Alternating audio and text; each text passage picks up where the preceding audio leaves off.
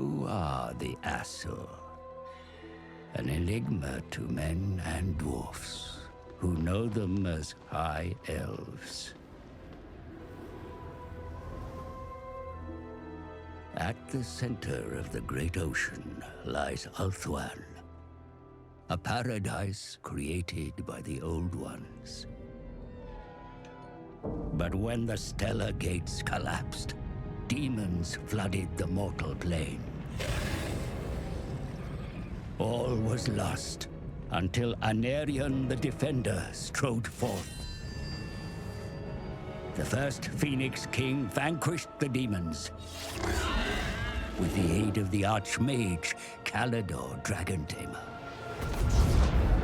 It was Calador and his elven mages who created the Great Vortex. A swirling maelstrom that siphoned the excess magic, withering demonkind.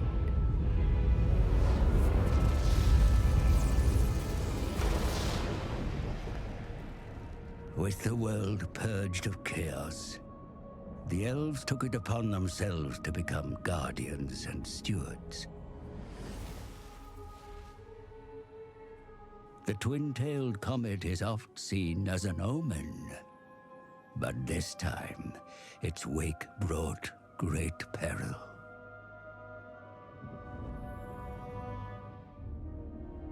The dragon with two tails flies lower than before. Its trail disturbs the vortex. I have felt a change in the winds of magic. Then write it, brother. Lead the mages of Safari. Bring all in the White Tower to bear if you must. Such lore is currently beyond us. I suggest a scrying ritual in the pool of Isha. It may provide us with the answer. Such a ritual requires fragments of fallen waystones. Far more than we have. Then we find more. Make ready your ritual, Loremaster Talarian. You will have your fragments. I shall start the search in Lustria. Lustria? My brother will search here, in Ulthuan. Why do you care so much about the greater world? Why do you not? Stay here, brother. Protect Ulthuan. But I venture beyond our borders.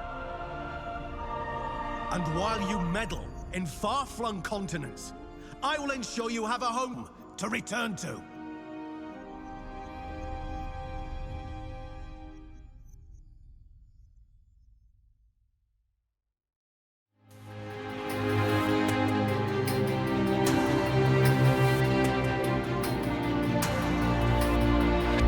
Hello guys, and welcome to a new video today by me, Vulcan. Today I have for you a new series on Total War Warhammer 2, and I'm super hyped to get into this game. Now you're probably wondering, what the hell, there's Facecam? Yes, that's right. For all of the episodes of my Warhammer 2 playthroughs, there will be Facecam, and the reason for that being is I'm going to be streaming all of the gameplay live, and then recording it in as VODs as well. So I thought I'd do the intro with the Facecam as well. So let's get to it. In this one, we're starting a new campaign as Teclis and his Order of Lawmasters. Now we are going to be playing on very hard difficulty. We have the initial challenge, which is going to be hard as well. Let's have a quick look at the High Elves and how they work. Their race attributes are as follows. We have intrigue. Influence can be spent on superior lords or used to affect diplomacy between factions. We have espionage. Trade agreements allow line of sight to assets controlled by the trade partner, which is awesome. And martial prowess. Superior coordination in melee combat when High Elves enter battle at full strength. Cool. So basically that means that if we enter battle at full strength, we get bonuses to our troops, which is great. Faction effects for the Order of Lawmasters includes extra diplomatic relations with men and High Elves, extra hero recruit rank for mages, which is really cool. We have extra winds of magic power reserve, and we have the bound spell Fireball for our Lord. So Teclis, that is. We get additional starting units of the Sword Masters of Hoeth and the Frostheart Phoenix. And that's about it. So here is Teclis. Let's start the campaign.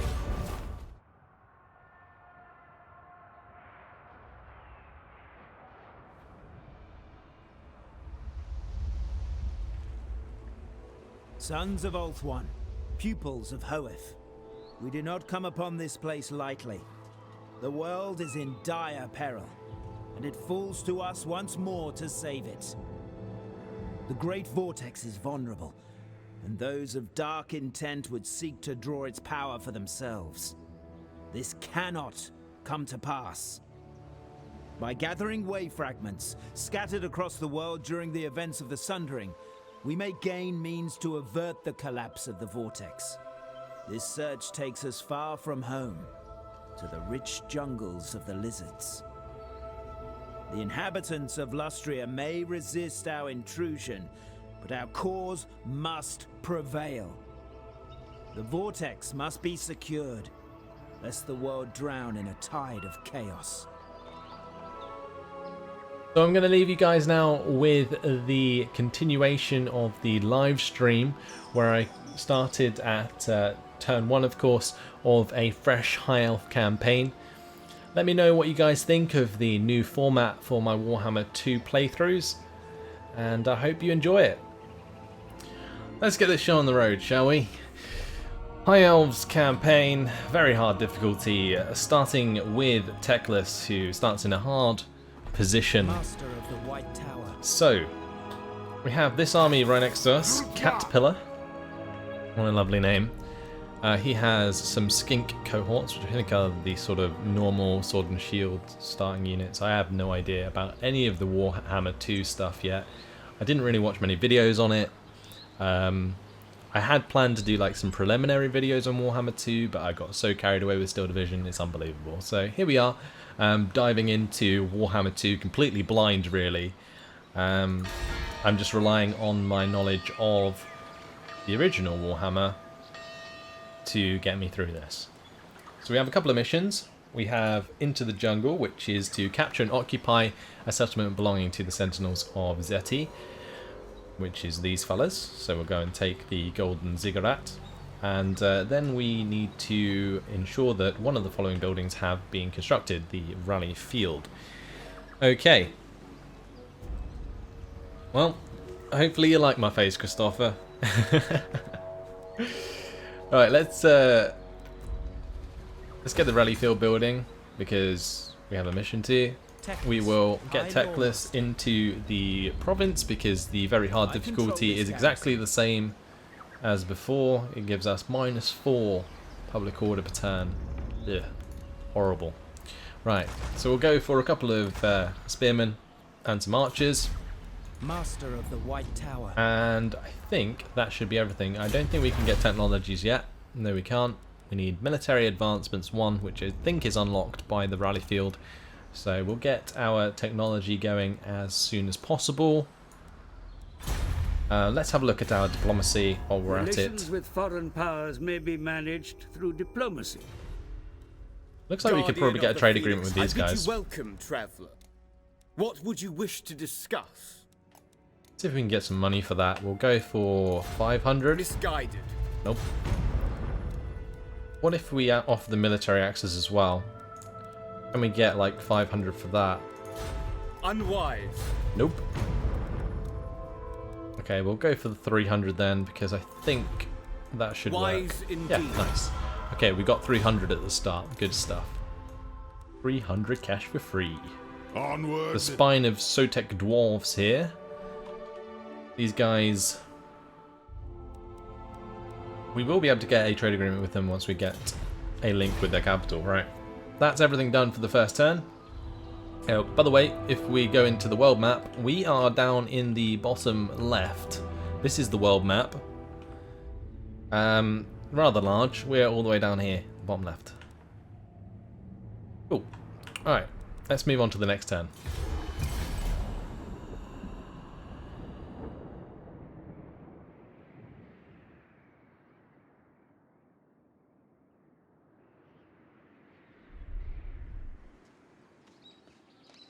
I will be putting all of these onto YouTube as VODs.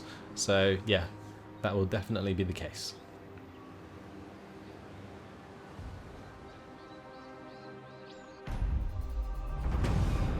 Right, what happened? I think he just moved back, didn't he? Okay. So, we could probably move towards them. Maybe recruit some more troops on the way. We probably want to stay in our side, so we'll move as far as we can. And I will recruit some more dudes. We'll go for 2 archers this time, so we have plenty of archers to use. In Great Turtle Isle, we will be losing 8 public order per turn. I hate very hard difficulty, I really do, but there's no other way to play a Warhammer game. It just is too easy otherwise. Let's end the turn there. We still have a smaller army than them, so I mean they might even attack us. We'll have to wait and see. Yep. Here we go. First battle. Okay, battle deployment. We are defending in the jungle. We have significantly less men, but we are elves. So, hopefully we can make this work. Let's go ahead and quick save it first, because I have no idea what this game's doing these days, and we will fight the battle on the battle map.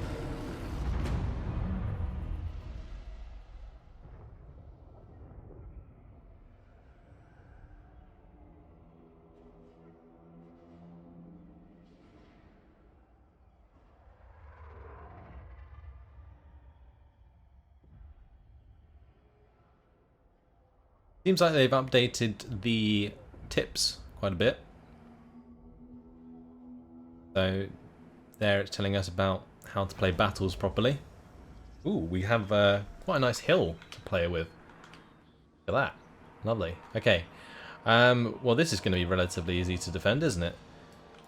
I think we could probably just go across here. I'm probably going to play in the open just because I want to be able to use my archers efficiently. So yeah, we'll get the line to queue up across here. Then we can have some of our archers up here. I'm also going to have some back here. Might have some in the middle as well, may as well. They can be a bit further forwards, I think. I have Teclis back here with the Sword Masters of Hoeth. I'm not entirely sure. I think I should probably have them up on the right side. Maybe even have them hidden. They can come down into the fray from the forest after the game started, and I accidentally alt-tabbed, and I have to play it in window or full screen. Yeah.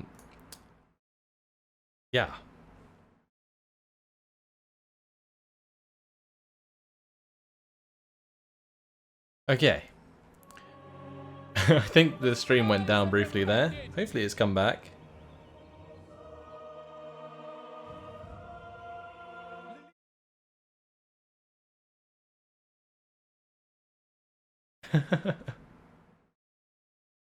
Right. Okay. Let's continue. It's not my day today, I'll tell you that much.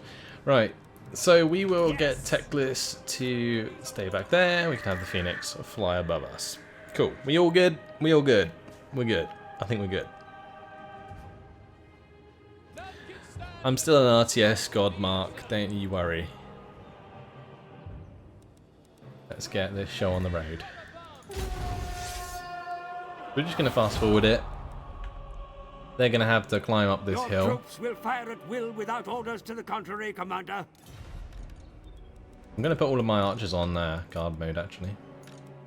Just so they don't go anywhere. And I give them their orders to fire. I'm a demigod. One of those humankind. Oh dear.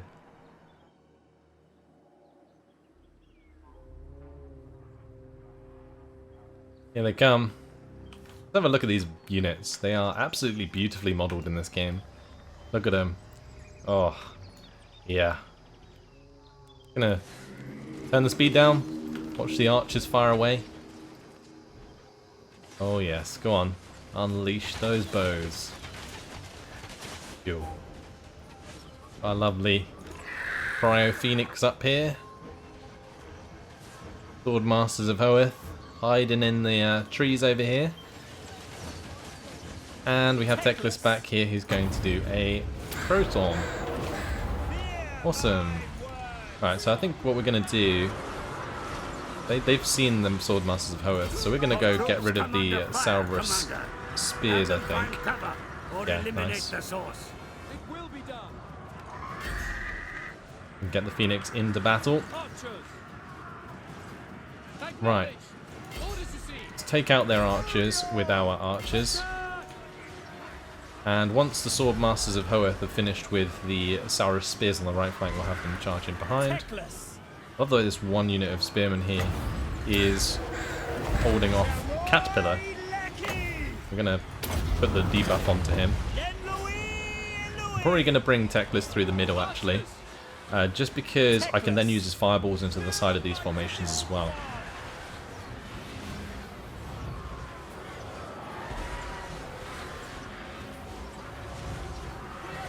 Come on, Teclis, get into position. Right, let's fire away. Fire to the left first. Right, well, that did a little bit of damage, I guess. Right, and that's the archers dealt with. Okay, so we're going to do a crossfire here. Simple stuff. And we'll do another Crowstorm on that right flank. Swordmasters of Hoeth have finished with the Salrus spears. We can charge into the back of that right flank and should absolutely crush their morale. Yep. Right, let's sweep across. Get the Phoenix to fly across as well. Nice. Good job. We barely lost any men in this battle. Those I tell you what, these spearmen hold really, really well. These archers are doing a lot of damage though. Crazy stuff. Let's just charge into the Salrus warriors here. We'll get the spearmen to continue to move up, just so that we can catch out any units that decide to come back from fleeing. Nice. We're doing well.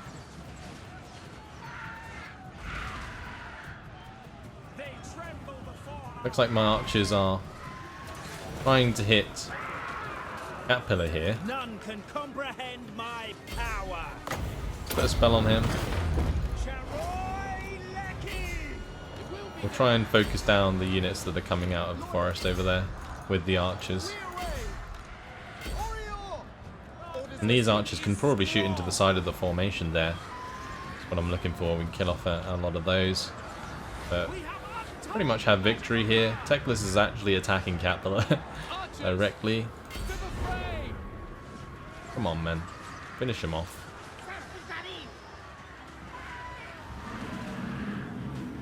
Nice. Have we done it? Yes, we have. Beautiful. Not bad. Alright, let's end the battle there. Close victory. 86 losses. Those, like I said before, those spearmen, they hold so well. They don't get many kills, but check out all of those archer kills. Crazy stuff. Spearmen are just the wall to like hold back the tide, and then your archers do all the work. We can probably destroy that army relatively easily. So let's take the replenishment. We can get ransom captives, which gives us some money, but minus casualty replenishment rate, which is not good. Execute captives gives us extra unit experience for all units, 100. That's actually pretty nice. And units replenish 13% is just too good, so we will get that. Cool. So we can chase down the army next turn.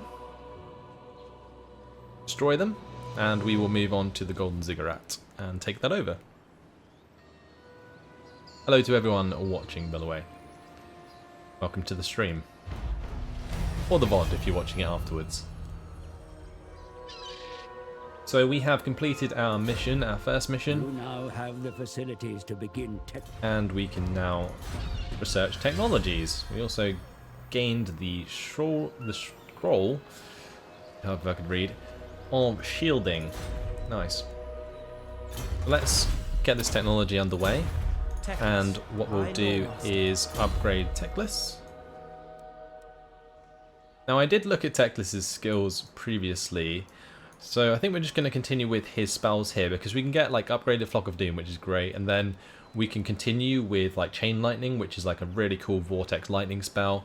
Then we can get Regrowth, which is fantastic for reducing the health replenishment, or increasing health replenishment, and then this Flames of the Phoenix replaces Fireball, and yeah, that's pretty cool as well, I think. So we'll go up here, this tree, get all of these awesome spells and abilities.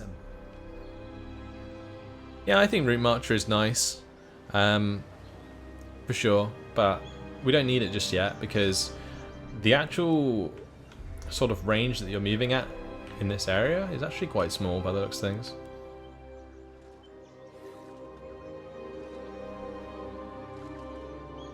Right, let's attack this guy. We replenished like all of our losses. Battle calls me. I'm gonna auto-resolve that, there's no point in playing it out again. I actually lost as many men, almost, as I lost in the previous battle in this one, by auto-resolving.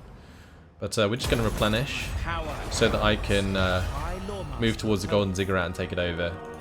Cat Pillar's dead. As I expected. Forbidden Rod was gained. Let's give him the Forbidden Rod. And we will upgrade him again. We'll take Root Marcher. I think that's a nice idea. Then we'll go on to the Chain Lightning and the Flames of the Phoenix. So yeah, thanks for that suggestion. I do like you guys giving me these suggestions, and you will have to help me out quite a lot in the comments, in the VOD, and also obviously you guys watching live on the stream. Attack! Really appreciate it. For the king. A steady hand is needed. Well, that's just an auto-resolve right there. There's literally nothing defending that.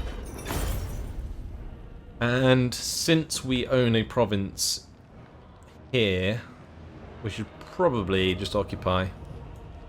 Behold, my power. The Golden Ziggurat is ours. We gained 1,000 treasury from that, 2 influence, and 8 way fragments. How many way fragments do we have? 10. Alright. The reptiles are not all native to these jungles. The aggressors seek mastery of the territory in order to further their collection of artifacts.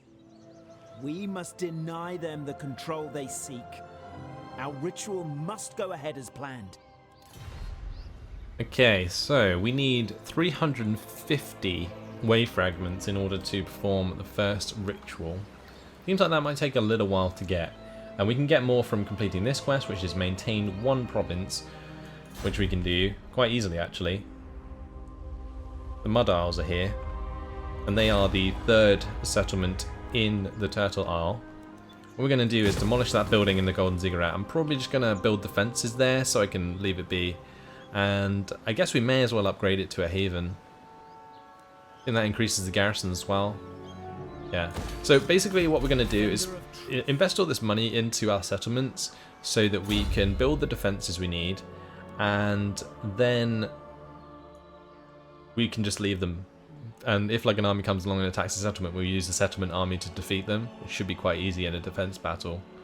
Chain Lightning is what we're going to take here because it looks really awesome. Teclis, and we're going to zoom back in the next turn towards the Mud Isles. Cool. Our technology is also finished this turn.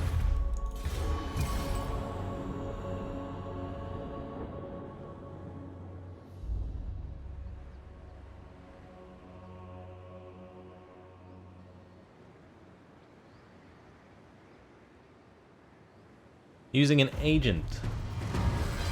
That's forth with another really nice suggestion there. Using an agent to discover other High Elf factions so that I can search with them, or trade with them, sorry. We've researched our technology, 500 treasury and an extra influence, which is good. And that will allow us access to military advancements 1. So I think the reload time reduction for archers is probably the best, since we will be using archers a lot, and the archers got a lot of kills in the previous battle, so that would only make sense. We'll build a watchtower at the Golden Ziggurat once it's upgraded. In this first slot though, I guess it would be better to get something like a plaza, sort out the public order. The main idea in the original settlements is, well, in any province, especially on very hard difficulty, nullify the public order so you don't have to worry about it, and create adequate defenses so that if enemy armies come to attack you, you can defend with the base army. Okay. The trouble is, do I want to do that yet? It might even be worth getting the homesteader instead, because we are losing, what, -4?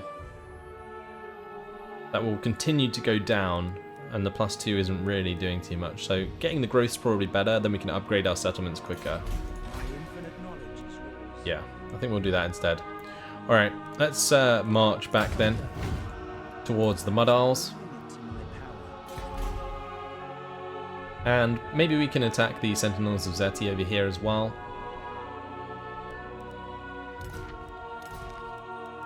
So far, so good. We also, with completing the militia camp, we can actually get ourselves some Lothern Sea Guard, as well as the archers with light armor. So if I'd kept him in normal stance there, I might have been able to recruit some more troops, but I don't think we'll need them just yet. So there's no point in like wasting the upkeep.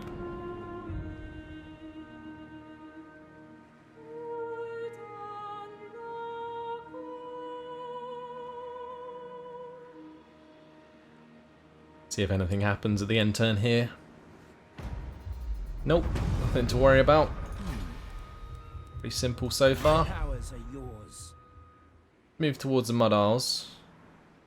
Is this friendly territory? I know the way. Can we recruit here? No. Okay, so we may as well just go all the way through.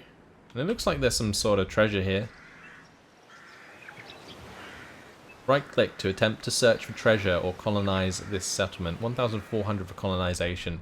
Can we like search it first and then colonize it? I'm assuming that's what we're going to have to do.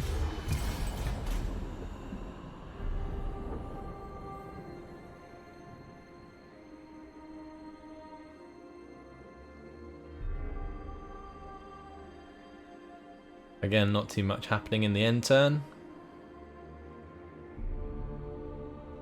And consolidating in this first province is the best idea, I think. The province grows, my lord. Over time. Right, we know again about growth and that. Enhance your city. Ensure that one of the following buildings have been built. Elven colony. Ancient power flows through the ruins of Lustria. I can sense it. Let us seek out way fragments in these places. They will be needed if Lawmaster Talarian is to set right the winds of magic. Okay, so it's actually telling me to search any ruined settlement, so we can probably do that with the Mud Isles, which is cool. At the Golden Ziggurat, let's get the watchtower there. That will give us a decent garrison. Then I may as well upgrade to the manor as well, get the growth really, really going here. Then we can get the next Elven colony building at the Great Turtle Isle.